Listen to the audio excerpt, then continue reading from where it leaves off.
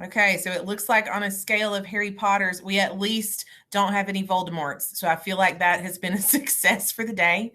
I think I'm a solid Ginny Weasley. I'm pretty sure that's where I'm at today. We got some Dumbledore. We got some Hermione. Got some Lunas. Very good.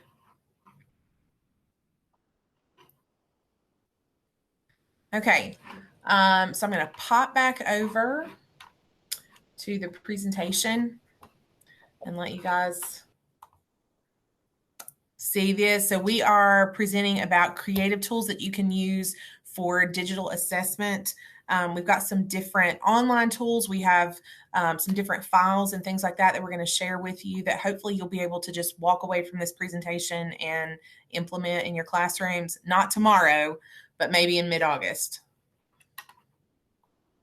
So my name is Rachel Sheppard, and I am one of the assistant principals at Watauga High School.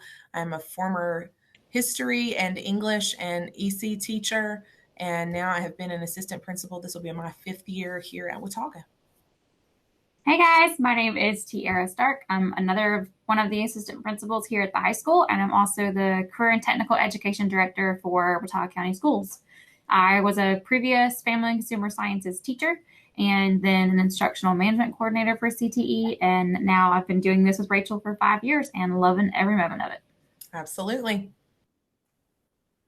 So what we're hoping that you'll get out of this session, we've tried to divide it into some different areas. So we want you to understand the basic principles of assessment. I think a lot of us, when we first start teaching, we sort of think that like you do the lessons and then there's an assessment and they just kind of go together, and it's much more involved than that. There's a lot more of the thought process that goes behind it. So we're going to talk a little bit about that. We are actually going to try to model some of the tools for you that we're going to be demonstrating. We're also going to talk to you about how to use backward design to make your assessments better for you and for your students, and then try to share some tools with you like Nearpod, Gimkit, Flipgrid, some different tools like that. So hopefully, like I said, you'll walk away with some new ideas about how you can do some different things in your classrooms. So one of the things, especially as middle and high school teachers, sometimes we do some direct instruction, some lecture, hopefully not a ton of it, but we have to do that sometimes. And so one of the things that you can do, Google Slides has a Q&A feature that you can use to allow your students to almost back channel during your lessons. And I'm going to get out of this presentation and show you. So right here, beside present, if you click on that and go to presenter view, it will actually pull up a handy little tab that you will not be able to see. Oh, there we go. There we go. It'll pull up a tab just like this, and it will actually allow your students to ask you questions in the background. You can see your speaker notes and that sort of thing, but you can also click on the audience Q&A feature and be able to look at that. We all have that kid in class who wants to ask 50 questions right when you're in the middle of everything that you need to do for that day. And sometimes it can be a little bit distracting. Sometimes people do that in faculty meetings and that sort of thing. And so the Q&A feature is a pretty easy way for people to be able to ask you questions without interrupting kind of the flow of conversation. And then you can go back and you can do that later.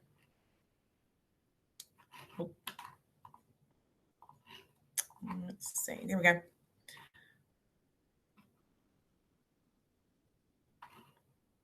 Very good. Okay. So what we want to do right now is we are going to do a live poll everywhere to kind of gauge where you are as far as designing assessments. So if you look at the website up at the top, if you just type that into your device, you can go in and you can answer the question that's on the screen. When you think about the word assessment, what word comes to mind?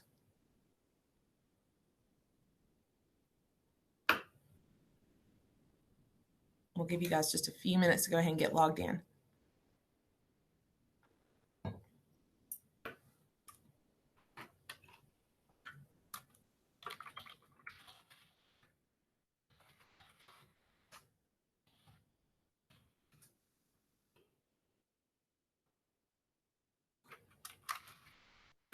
I'm sorry, how do I get there? See at the top where it says respond at pollev.com. Okay, I see it. Yes, Thank you. ma'am.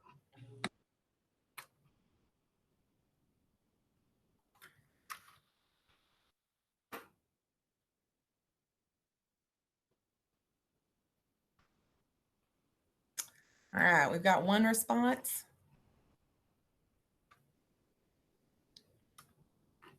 So what this is going to do, you can use this with your students when you're trying to do just a quick formative assessment to see how they are understanding a particular topic, how they feel about a particular topic. You can pull this up in the middle of class, and they can go in, and this is going to create a word cloud of all of your answers. So it's easy to see pretty quickly if they have mastered a concept, those sorts of things, without kids really seeing how their peers have responded until you put it up on the screen.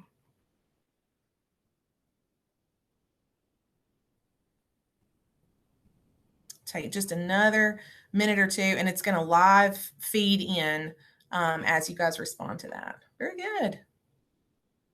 Now you can see over here on the side, you can see that I have lots of different options. So if I don't want to show your responses until the end, I can deactivate that, or I can have them pop up all along. I can clear out the responses. I can do lots of different things on your side, on the teacher's side. Okay. All right, so we're going to go ahead and go to the next one.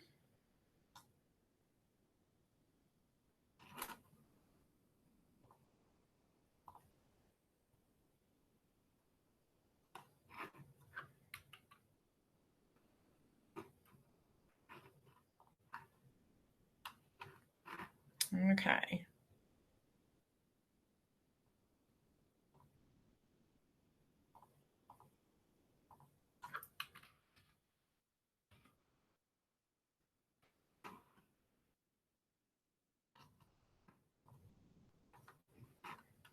Okay, and we've got another one in here that's just another example of how you can use Poll Everywhere. This is an add-on that you can put in with your Google Slides presentations. So as a teacher in a classroom, I would use this to do different practice questions, those sorts of things, to make sure that my students have mastered the content that we're going over for that day. I'm not a huge fan of multiple choice questions. You'll probably see that as Tiara and I go through this presentation. But that's a reality of the state testing that we have in North Carolina. And so one of the things as teachers that we need to make sure we do is prepare our students for what they're going to be seeing on those end of course assessments, end of grade assessments. And so making sure that you can embed those throughout your presentations is a really good option and opportunity.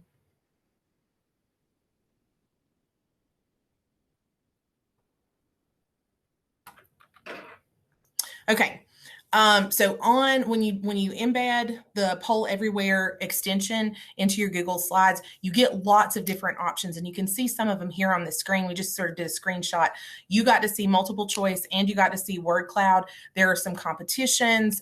There are lots of different things that you can embed within your Google Slides presentations to make them a little bit more interactive for your students, and to give yourselves some really quick, really easy data to see where your students are and if they've mastered the content that you're going over for that particular day.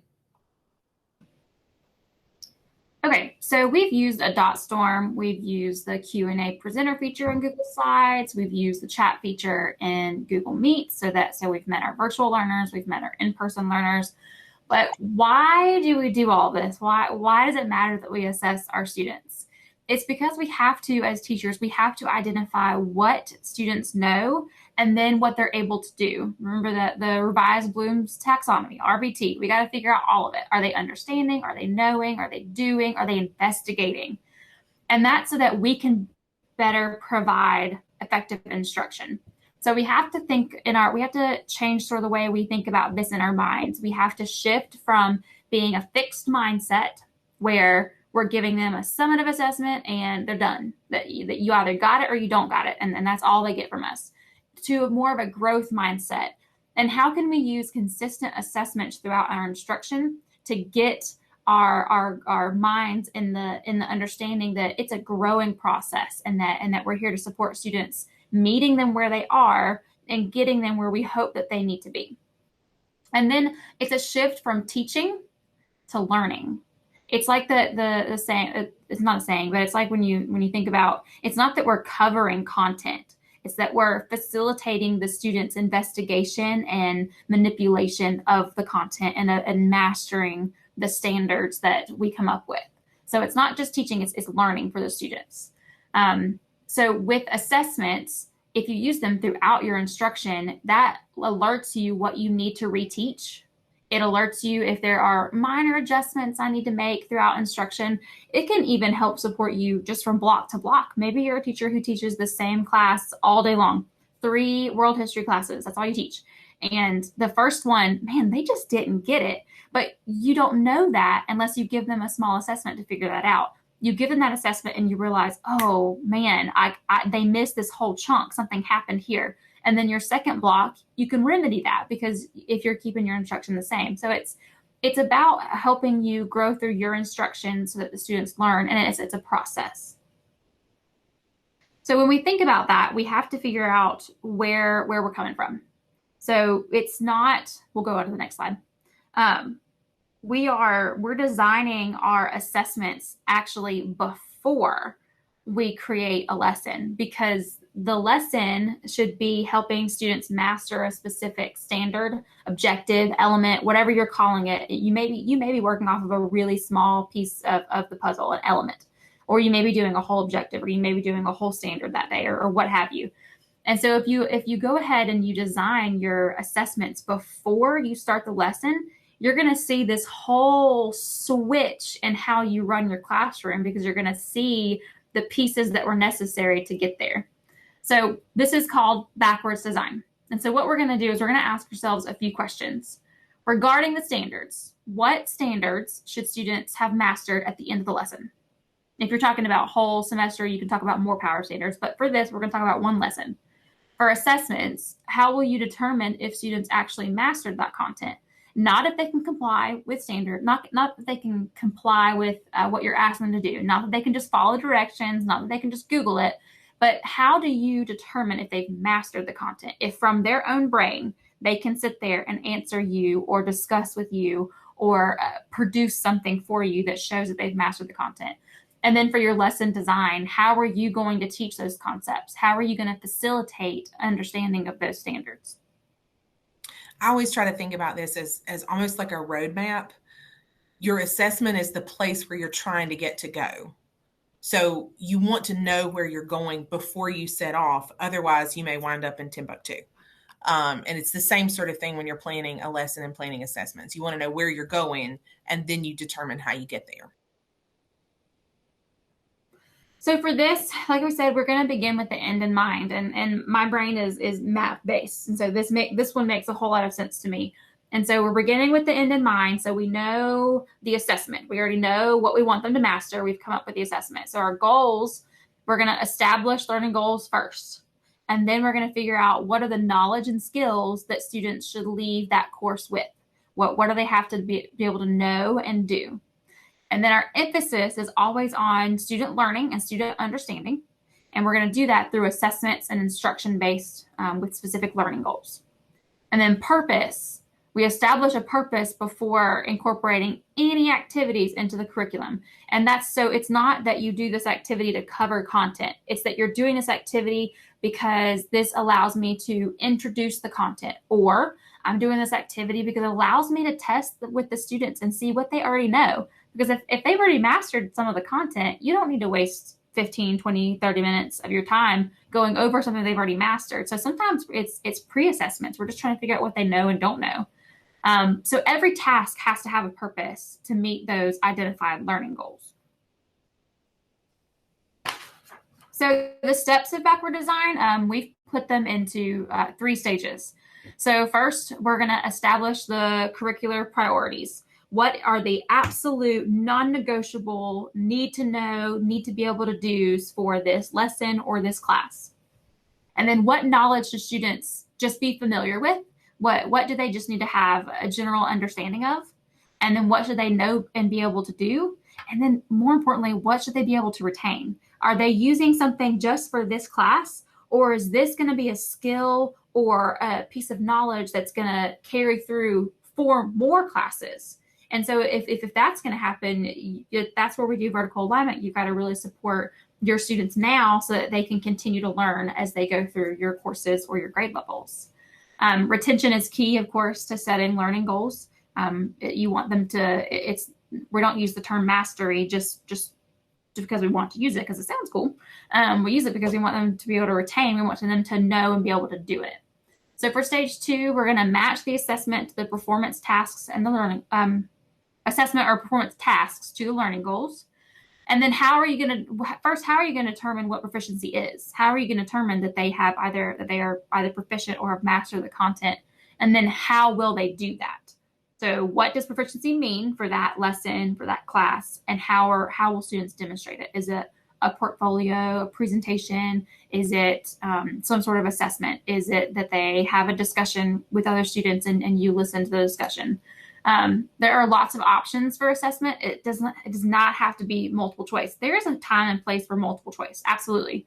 And essays are not the end all be all either, because a lot of essay work comes from research, and so sometimes that's not their own thoughts. And so we have to figure out how can we meet that student where they are and see if they've mastered the standard that you're hoping that they'll get. I think about some of the teachers that Tiara works with. If there's, if it's a student in a foods class and the end goal is that they can follow a recipe and create a product, a multiple choice assessment is not going to be the best thing for them to do to demonstrate that they can follow the recipe and create a product. An essay is not going to be that either. And one of the things that I always try to tell beginning teachers, I think sometimes we assign multiple choice in essays because we're familiar with that. And we sort of feel like we as teachers have mastered the art of assigning those and grading those. That's not always necessarily the best assessment. And I know for high school teachers, when you have 3 of the same class and you have 30 kids in each class, that's 90 kids. Every time you assign that essay, you're going to read the same essay 90 times. That's a lot. So there are lots of other fun ways that you can do that. And we'll show you a couple ways in this presentation. So the last stage for backward design is we're going to identify the strategies and the activities that we're gonna use as teachers and as learners. And then we're gonna see, we have to ask ourselves what strategies are best to equip students to meet the learning goals.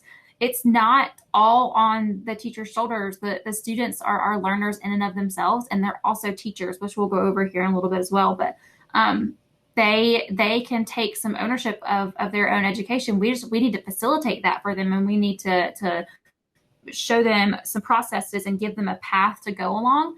And then maybe for a day we're just the content experts and they ask us questions, and then maybe we're facilitating and they're the content expert. It just sort of depends. So activities need to be should give students both the knowledge and skills to meet the goals. Okay, so we all have been through a year of probably at least some remote learning. Tiara and I are both in the mountains, and so there's probably a decent chance we're going to have some remote learning days again this winter with snow days and that sort of thing. But there are some good formative assessment tools that are built into Google Meet if you're having to do a remote class or something like that. So we are going to give you a poll on here.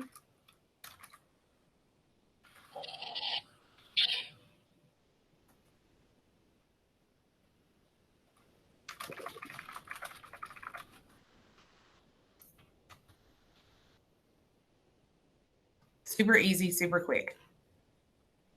And you can vote right in with within Google Meet.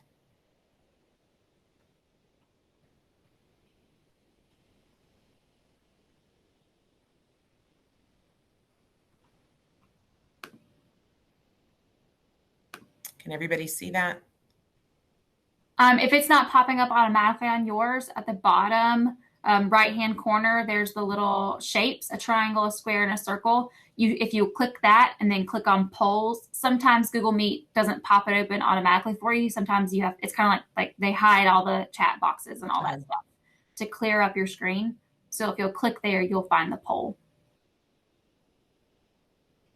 So that's something, if you are at home and you're having to do a remote lesson, you're not sure if your students are paying attention. If they're like ours, they probably didn't have their cameras on part of the time and that sort of thing. So that's a good way for you to be able to just pull up a quick question, throw it in the poll, and have them respond to see how much they've mastered and to see kind of where they are. Make sure they're still there and they're still paying attention. Okay.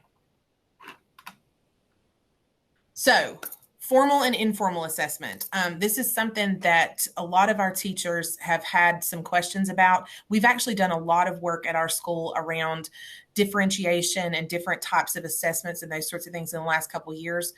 Formal and informal, formative and summative assessments are things that our teachers have. We've kind of had to go over that a little bit with them. So formal assessments are going to be assessments that you get data from. They're standardized measures. You're going to get a score from that. Usually those are going to be at a single point in time, where informal assessments tend to be more criterion or more performance-based, and those are going to be kind of collected over time. This is more or less how an assessment is going to be administered. Now, this is really where we want to get to, the distinctions between assessments. So when you look at it from a student side, a formative assessment is going to be very low stakes. A lot of what we're going to show you today can either be formative or summative, depending on how you use it. Formative assessments are going to be low stakes, where summative are going to be high stakes. Formative assessments, like Tiara said earlier, those are going to be some assessments for learning. That's going to be trying to determine how your students are doing, what we can do to make changes to instruction to help them learn better. Where a summative assessment really is going to evaluate how much they learned. It's an assessment of their learning. Where formative assessment gives a student the opportunity to improve on their learning. They have the chance to see where they need to improve, and they can go back and make corrections to try to master that content a little bit better. A summative assessment, the purpose of that is to give a student the opportunity to prove what they have learned. On the teacher side of it, this is really kind of where we want to focus.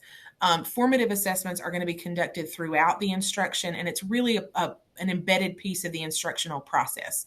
Our teachers, we talk to them and tell them not to use formative assessments as a final grade or a formal grade.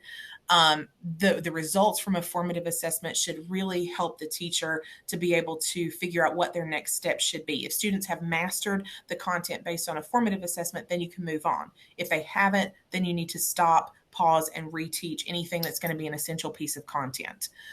With a summative assessment, that comes at the very end. The purpose of a summative assessment is to determine whether students mastered the content or not, and there's a result that is like a pass-fail. Really, if you look at the italicized piece down here at the bottom, with a formative assessment, there are going to be additional steps after the learning. Summative, it's the last step in the learning process. And like I said, a lot of the things that we're going to show you, you can do either way. You can use these pieces either way. Now, what we want to do, how many of you are familiar with Nearpod? Anybody want to throw something in the chat? Oh, we've got hands raised. Very good. Okay, so Nearpod has a paid and a free option. We have the paid option here at school. Our teachers use it a lot.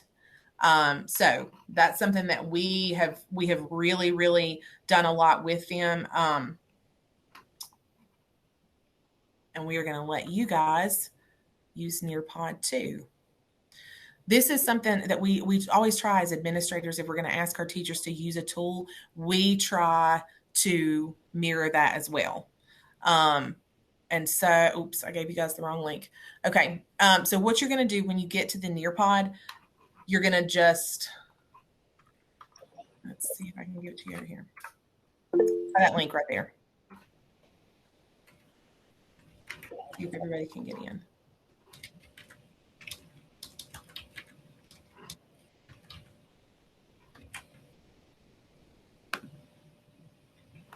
This is called Time to Climb.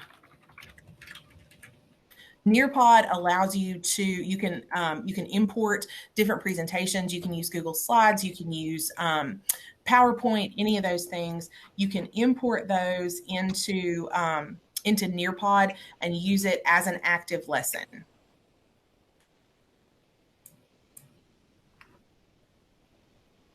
Is everybody in? And you can also, if you go to nearpod.com, you can also use a code.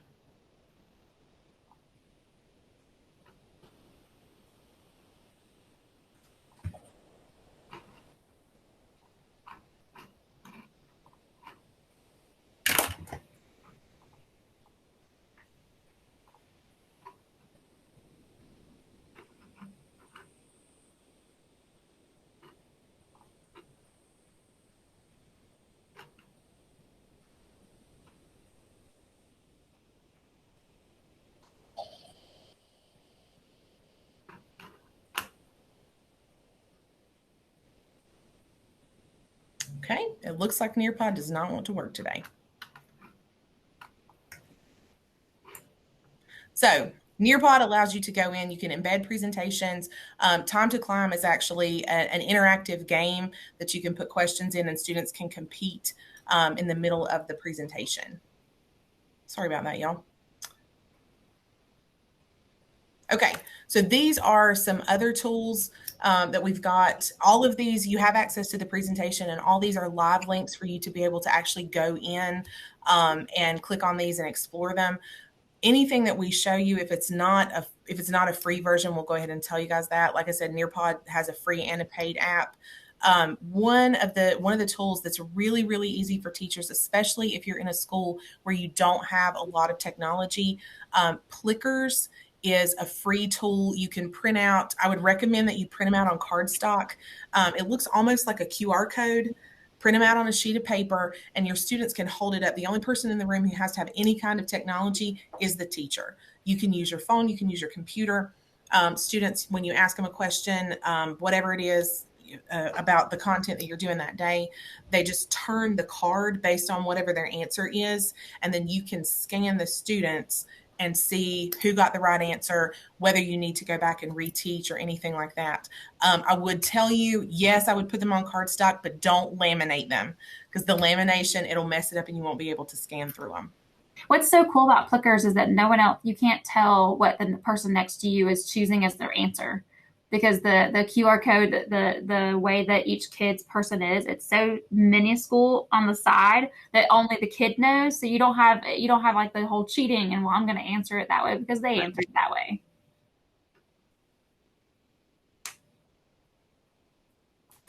Okay. Are we going to go through a few of the other ones? Go forward and Gimkit and those. Okay. Okay. Let's do Go Formative first. Okay, I'll take over and share my screen real quick. Okay.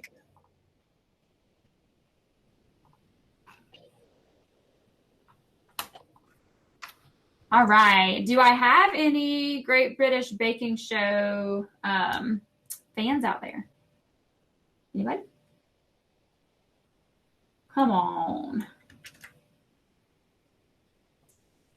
My children love this show. I have a 5-year-old and a 7-year-old. So the link to the Go Formative is in the chat if you'll go ahead and click that. They love them some Great British Baking Shows, and they love to talk like the judges on there, and they tell me my food, Mother, your food is quite stodgy today, or it's lacking in salt. And so they give me all kinds of lovely feedback. But you know what? That's what assessment is about, is giving feedback. So that's okay. I can handle it. So if you guys will join on the Go Formative for me, and we can, so as the teacher side, you can view the responses and see what I can do here is I can actually hide the names. So no one knows who is responding right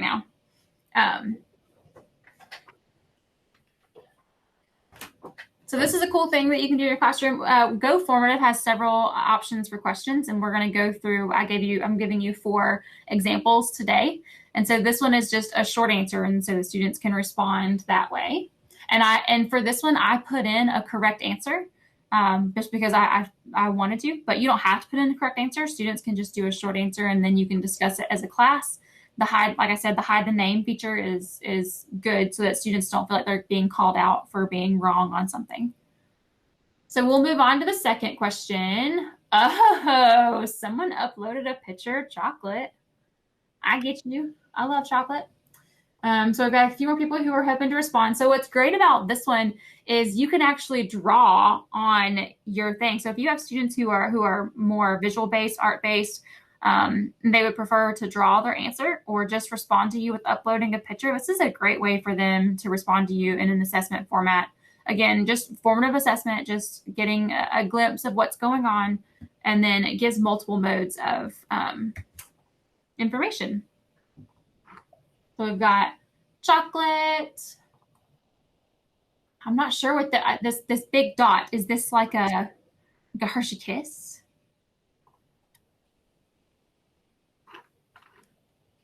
Ooh, ice cream cone. Yes. Love it. And see, you can display this and you can show the class. There's just so many different things that you can do it. You can do it graded, but I just like to do quick little questions on here just to kind of get them motivated. Oh, someone wrote in cursive with their finger or their mouse. That is impressive right there. Chocolate cake. I would agree. Chocolate cake. That's some really good handwriting on a computer. That's really good. I like it. I like it. And all right, we'll go ahead and move on. So question 3, if you have watched the Great British Baking Show, you will know this name. And there was a picture attached to it. I wonder if I lost the picture.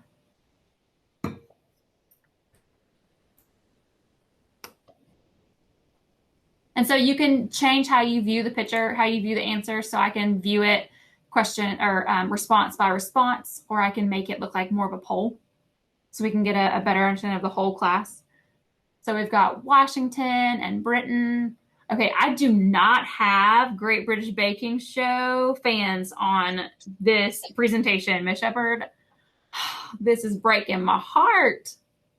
His name is Paul Hollywood, in case you're wondering, because they call it the Hollywood shake, and he only gives handshakes to the contestants with the best responses or the best baked goods. Okay, and question number 4. Paul's biggest issues are with, and so this one was a multi-select. So there were actually 3 correct answers. So we've got overproofed bread, underbaked bread, and oh, I tricked y'all. His other biggest pet peeve is style over substance. He would prefer that it tastes good. He says it can look a right mess as long as it is palatable. Okay, we'll move on from this, but I just thought it was a good way to show you guys just another resource. This is completely free, and of course, with anything free, you have some limits. There are some advanced questioning tools that you could use if you had a paid version. I only use the free version, and it's just something kind of fun and interactive for you and your students. I will stop presenting, and I'll give the show back to Rachel. Thank you, Calandra. I hope I'm saying that right. Yes. I love that name. That's so pretty. Thank you.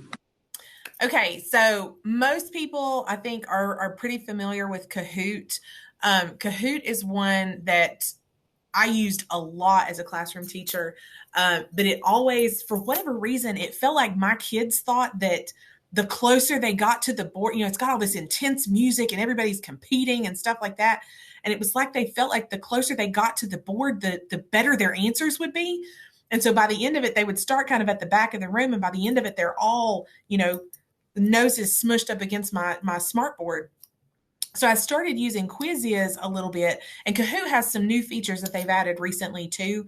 But I started using Quizzes kind of interchangeably with Kahoot because Quizzes allows you the flexibility to do either one. You can do an instructor-paced side, which is very similar to Kahoot in that you are moving the questions forward, or you can do it at the student pace. And so what we're going to do, I'm going to show you guys. You can go ahead and go to this website, joinmyquiz.com, and then there is the code 209764.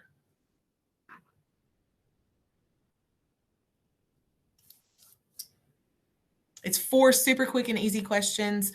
We just want you guys to kind of get familiar with some of the tools that we're going to show you. I've got somebody.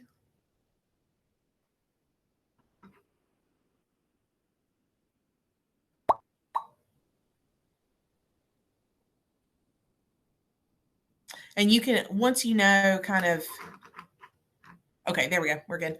Once you know how many students you have in your class and that sort of thing, you can go ahead and you'll know how many kids you're waiting on. Usually when I played this, my kids would start saying, come on, come on. Okay, so once that's done, you're going to click start.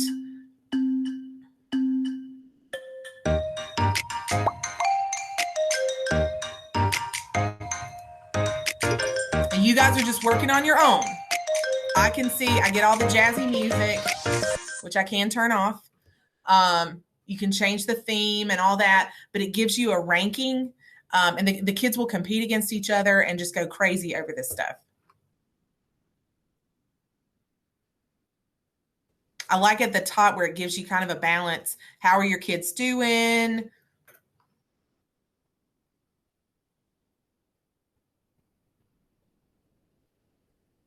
Oh, we have more correct than incorrect now.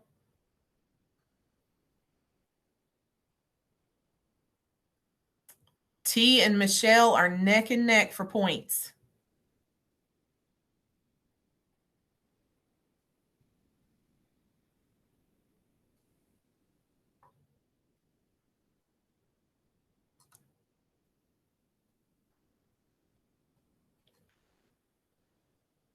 All right, so as you're going through and playing this, you can also look at the individual questions and you can see how many students have answered the questions, where they're having trouble, those kinds of things.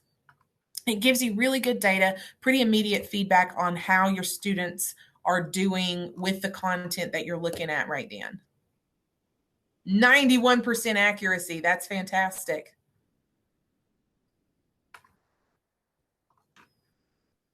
We're back over here. It looks like Michelle is the winner. Woohoo!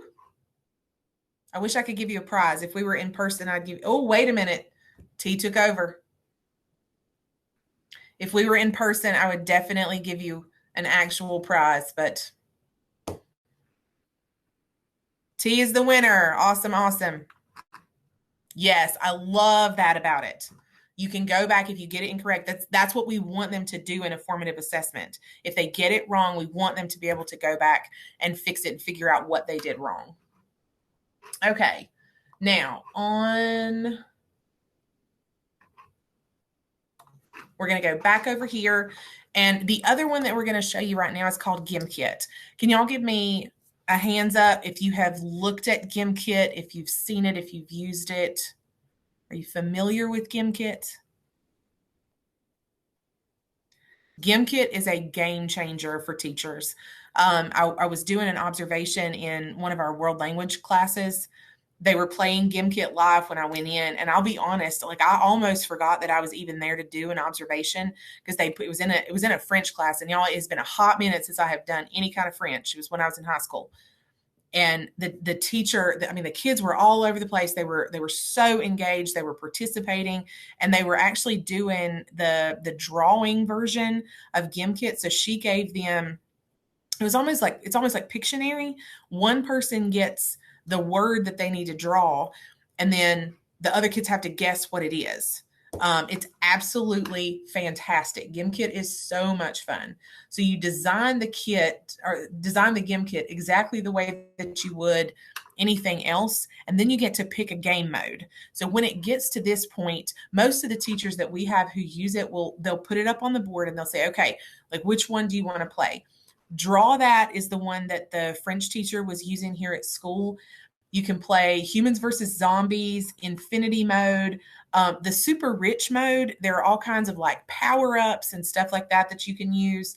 Anybody have a preference for what you want to do?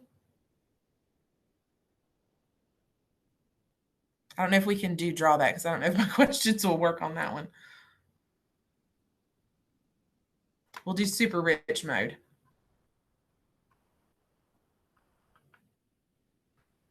Okay. So Gimkit Live. And then enter your code. And Gimkit is also free. Now, I think there's a paid version that you can do. I don't have the paid version.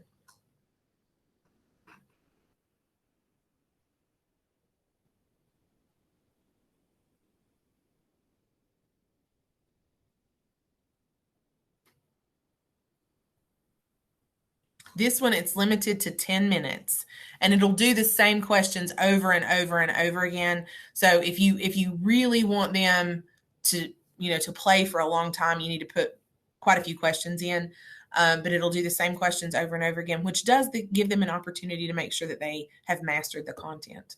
So we're going to go ahead and start the game.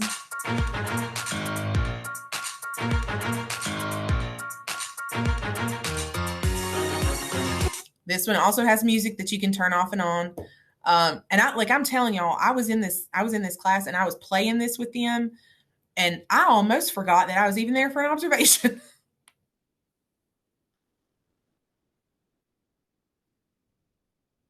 It counts down the time. You can see how people are doing.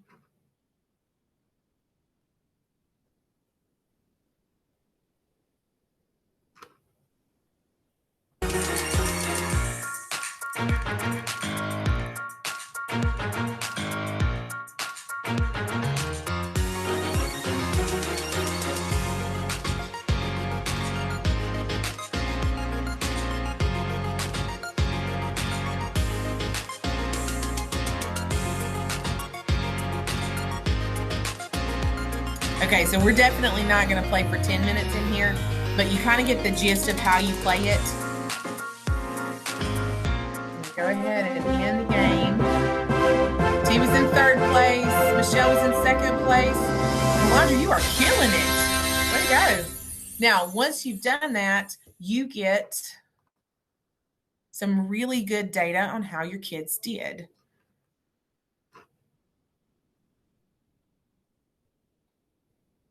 Oh, we're not going to look at that then.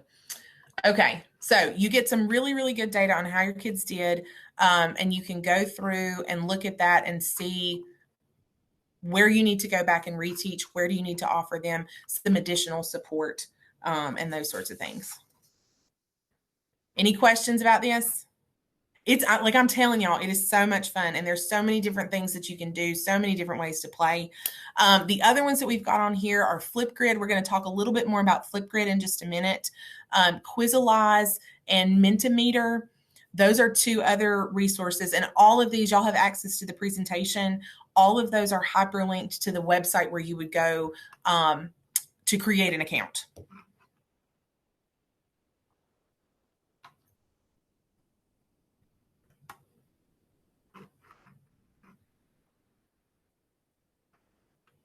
Okay, and Tiara is going to talk to us a little bit about Teach Back, and this is where we're going to go over how you can use Flipgrid. Yes, Calandra loves that. She got first place, and she didn't spend any of her money because she's a wise investor. I saw that. All right, Teach Back. This was one of my favorite tools when I was teaching. I just feel like sometimes when you have, like, for instance, in one of the foods classes that I taught, we had to teach about all the different foods and healthy diets of other cultures. And it's a bear to sit there every day and talk about a new culture and how they eat and what foods support healthy eating in that region of the world. And it's a lot. And that doesn't help them master a lot of the content that they could use in other courses or in that specific course, but it's good information to have, and they can use it in other ways. And so teach back was always really important for me, especially during that section of my curriculum. So the students become first a researcher. They research the content for you, and then they become the expert. And then the students teach someone else. So they may teach this via a presentation. They may teach it with a video. They may teach it with a podcast.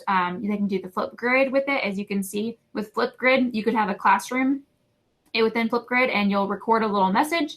It'll pop up, and then everyone else can view it, and you can see how many views the video has and how many likes. It's sort of like a classroom-based social media account, but it's nowhere else but in your classroom. You can also do this through. I know I am not I do not support Snapchat, but you could do this through a classroom-based sort of like a Snapchat sort of. You could fake it. You can, how in Canva you can fake Facebook posts and Instagram posts and all of that. So you could do this. You could make it a Facebook post, a TikTok, that kind of thing. But Flipgrid keeps it safe and secure just in your classroom environment, which is why it's so powerful of a tool. And it's specifically made for education and things like that. But so that the students, they teach it, whether it's through a presentation, discussion-based, any of that. We also have, Rachel, there's a teacher. Is it one of the science teachers who they have their students become the researcher and expert of a certain piece of content, and then they just randomly go through the building and talk to people. Yes. Hey, do you know about this volcanic system?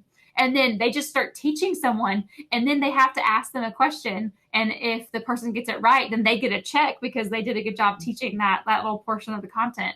And so it's fun because you can get the kids out and about. So you can do it virtually. You can do it, how we just presentations and discussions, or you can have them go out in the building and do it. Now you can also do this with family. Have the kid learn a concept and go home and teach the parent. This is a good way to get the community involved and have them have knowledge of what's going on in your classroom. If you ask the student to go home and teach either a family member, a sibling, a daycare worker, or an after-school program coordinator, someone else other than someone in the building, and then have them fill out a short little survey or sign something saying, that it was done. But that's part of reteaching. And I'm an EMT on the side, and we do a lot of see one, do one, teach one processes because it's proven that works, especially in the medical field. And so if you can do that, you're becoming someone who not only knows and understands the content. Remember, we talked about RBT, but then you're coming into someone who can do. They have the skill. They have the more than just the knowledge. They've mastered it when you can reteach something. So that's a powerful piece, and you can use technology for this or without. Very good. Okay, so now we're also going to give you some other, not programs, but more just different activities and things that you can use and you can adjust within your classroom. A lot of these are going to be social studies examples because that's what I taught. And so these are a lot of the things that I have that I've created, that other people have created with me. But you can use these, you can tweak these to do anything in your class. And again, in the presentation, you have access to all of these links. So you should be able to get into any of these files that you need to. So when you're thinking about summative assessments, we've talked a lot about formative assessments. Summative assessments, you can also think outside the box. Go back to that whole idea of backward design. You want to design your assessment first and then use your instruction to get to that point so that students can have mastered the content. So first you need to decide what needs to be assessed, and then what's the best method to assess it. Multiple choice and essays at times, those may be very valid measures of student learning. They shouldn't be the only thing that you use. And there are so many different things that you can incorporate that don't involve multiple choice and essays that are fun and that give kids a really good opportunity to demonstrate their knowledge. And so we're going to show you guys a couple of those. The first one that's on here, I think there is another session that's going on during the NCBOLD conference that's about digital breakouts. Make sure you go to that one, but I'm going to give you a presentation that I've done on that too, so that you have that and you can walk through it.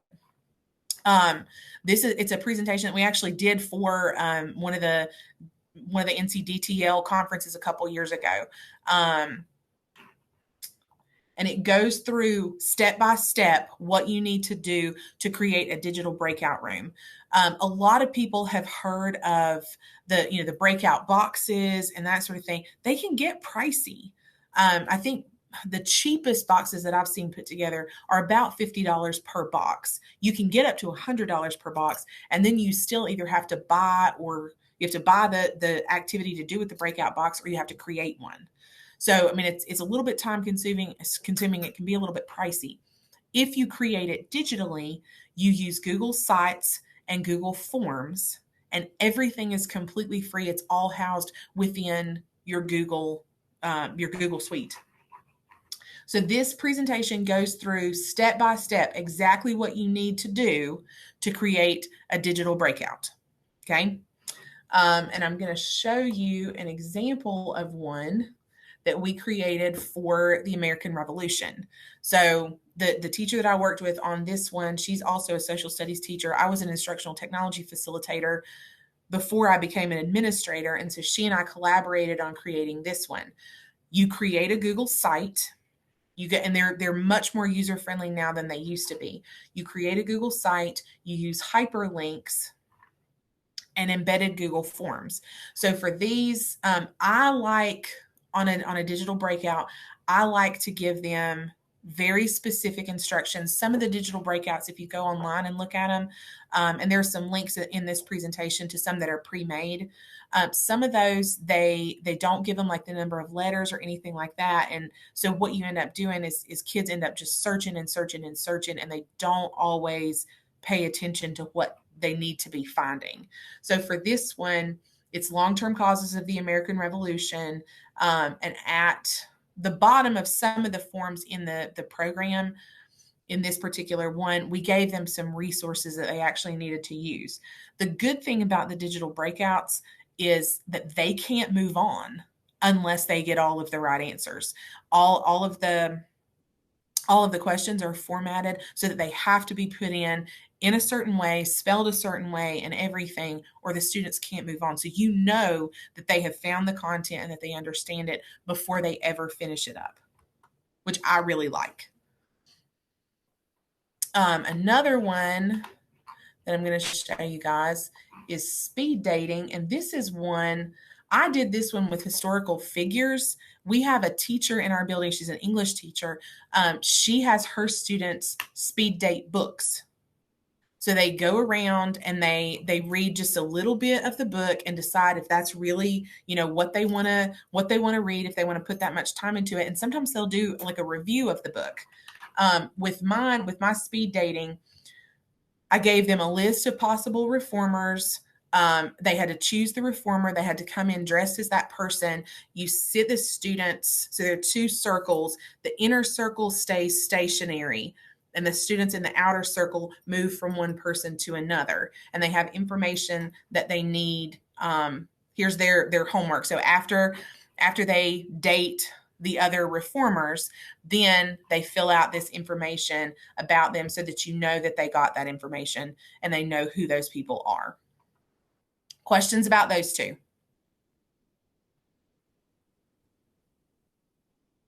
Trying to work on my wait time. Not great with it. Okay. This was another one that I absolutely loved. I had my kids do what we called a soundtrack to American history. When I taught English, I had them do soundtracks. Macbeth was one of my favorites, my favorite Shakespeare play ever. And I had them do a soundtrack to Macbeth. They love being able to incorporate music. Now, when I first started doing this, I don't want to show my age at all. But when I first started doing this, I had my kids actually make a CD.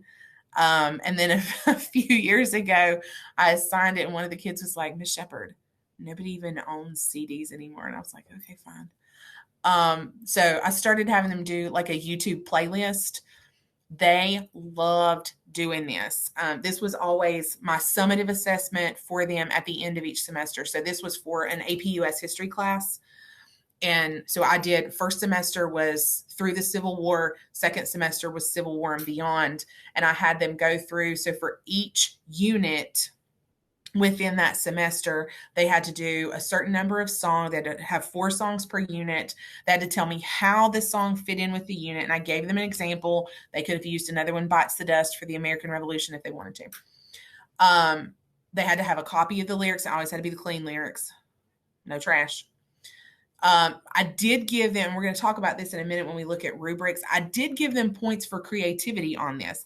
But if you notice, the points that they would gain for creativity are significantly less than any of the points that they would have gotten for the content, because my purpose in doing this assignment was not just for them to be creative.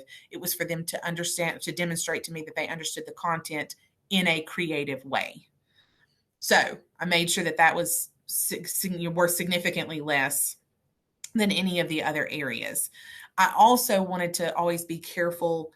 And, you know, in the classroom, when I was teaching, I had students who, you know, on the weekend, they could hop into their private plane and they could fly down to Florida to have lunch with Dale Jr. I also had kids who literally, while they were in my class, had gotten running water. So, I mean, it ran the full gamut, and I did not ever want to penalize a student for not having access to resources. So I always tried to make sure that anything that I gave them, I could either provide the resources for them, or it was not going to hurt them if they didn't have, you know, if they couldn't run to Hobby Lobby and buy everything under the sun that they needed to make sure their presentation was perfect. And they also had to have an overall unit theme. So they had to be able to explain all of that to me. Now, this next one is probably my favorite thing that I ever did in my classes. We did a mixer. And so my kids would come in. This is the one from the 1920s. I only did one each semester with American history. So first semester we would do an American Revolution mixer. Second semester we did the 1920s mixer. And so they had to come to class in character. There again, I never wanted to penalize a kid for not having access to resources. Part of their grade was dressing up as their person. If they made any kind of an effort, they got full points for dressing up as their person. The biggest thing that I wanted them to get out of that was knowing their person, being able to take on that role. So that was a list of some of the people that they could choose from. We had such a good time. One year I had a kid who, when we did the American Revolution, she dressed as George III. And when she came into class, she had gone like, I don't know if y'all know what Roses is. Roses is like the step down from Walmart. She had gone to Roses and she bought herself a house coat. She had cut it off to make a red tails jacket. She made epaulets to go on the shoulders, and she came in as George III. She went to the front of the room. I had a wingback chair in my classroom. She went to the front of the room and pulled the wingback chair up, and she sat. And if you were going to meet George III, you had to come to her. It's the only way to do it. They did such a good job with it. I could have had them write a biography essay about that person. This was way more fun, way easier to grade, and they remembered every single piece of it. What they had to do was go around the room in their character. They had to go around the room and they had to meet everybody else, and they had to fill out a sheet about what that person's significance was, what's the lasting legacy, that sort of thing. Okay, any questions about that? We feeling pretty good? I used to take pictures of them. Oh, my other favorite thing to do when we did a mixer, I would go to the Dollar Tree and I would buy, you can get 6 plastic champagne cups for $1. I would go to the Dollar Tree and I would buy plastic champagne cups and ginger ale, because that was way cheaper than the Welch's sparkling grape juice. We would pour out ginger ale in cups, and my kids, even the big old football player boys, everybody, they would walk around with those cups with those pinkies stuck out, and it was hilarious. It was the best. Okay, just a couple more that I'm going to show you. This keeps trying to tell me to stop doing that. There are a couple of templates on there. There's a Twitter template. There's an Instagram and a Facebook template. All of those are created in Google Slides, so you can just make copies and use those as you need to. I did have my son, when he was in middle school, he came home and he was saying that he had a project to do for his class, and they were doing, sorry about that. They were doing a Facebook page for early European explorers. And I was like, man, that's such a cool idea. I love it. And he said, Mom, only parents use Facebook. So I don't know if you want to use the Facebook template, but you're welcome to use it if you want to. But this is what the Twitter one looks like. And here is Instagram. And then the Facebook template is on there if you want to use it as well. And you do have access. There are a couple of other ones on there too, but you have access to all of those. Feel free to download them, use them however you want to. And if you have any questions, you can email me and I'll help you walk through it.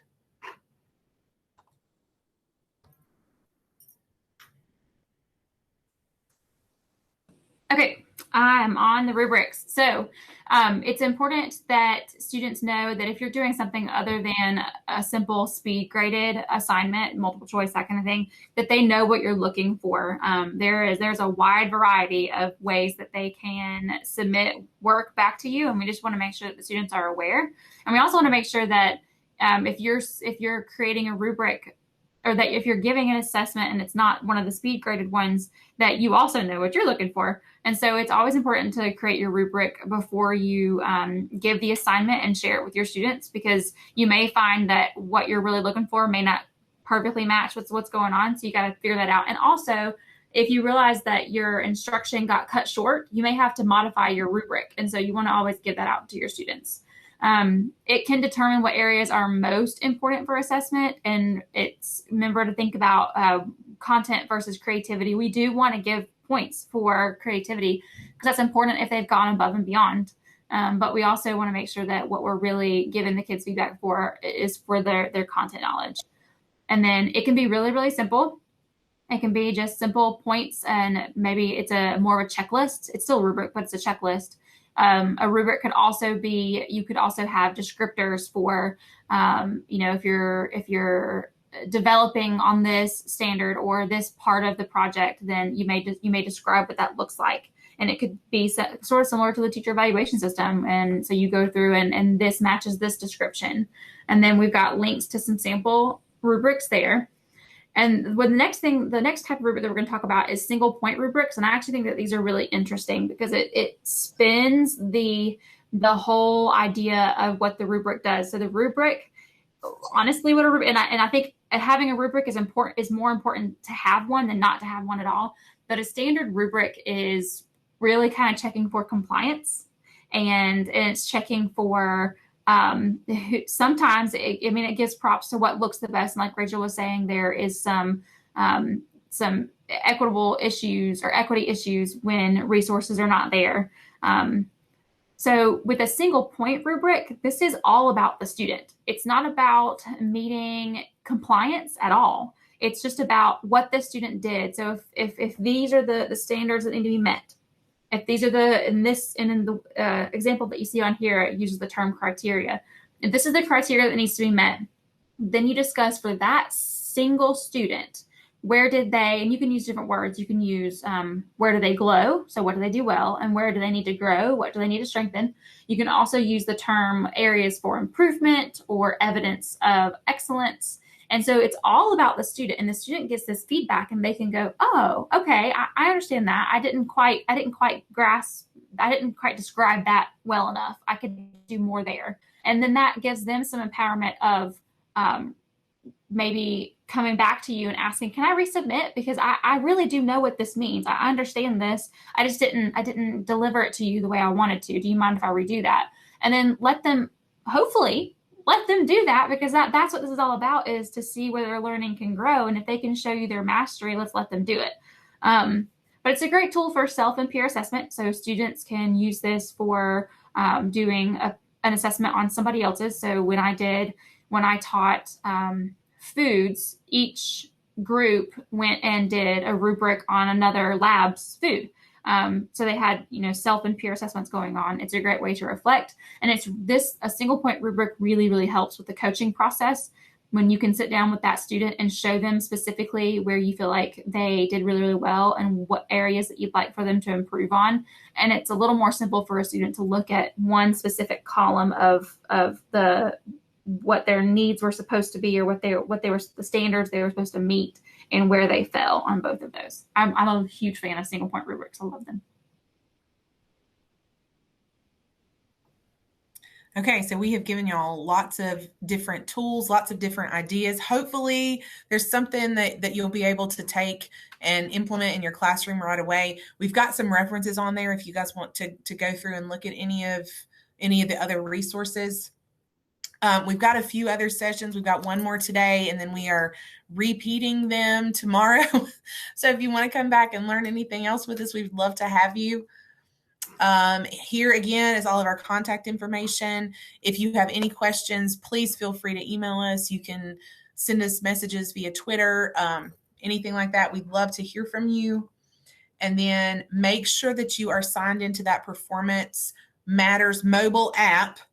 And let's see, there we go. There's the QR code. If y'all will check it and see if it's working. Oh, good, Kalandra, yay. Check that and see if it's working. We were having a little bit of trouble with the app this morning. And so if that doesn't work, the link down at the bottom of this slide will also take you to where you should be able to sign in for attendance purposes. And Tiara put the feedback link in the chat.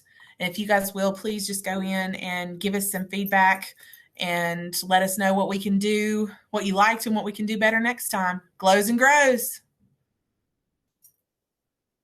Thank y'all so much for being with us. Thank you. We enjoyed playing with y'all.